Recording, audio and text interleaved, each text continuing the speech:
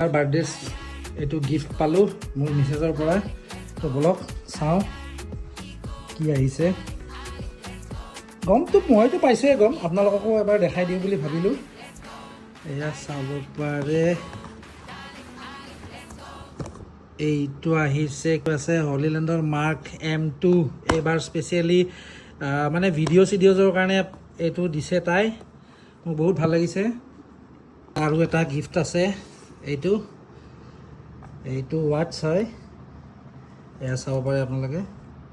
এইটো টাইটান মানে কেনিথ কোল। এইটো ব্ৰেণ্ডটো মই পিন্ধা নাছিলোঁ, এইবাৰ ফাৰ্ষ্ট টাইম অট'মেটিক ৱাটছ। তো এইটো কেনেকুৱা লাগিছে জনাব আপোনালোকে। এইটোতো জানেই, এইটো মাইক হয় আৰু এইটো ৱাটছ। আৰু এইটো আনবক্সিং কৰোঁ আহক, এইটো চাওঁ।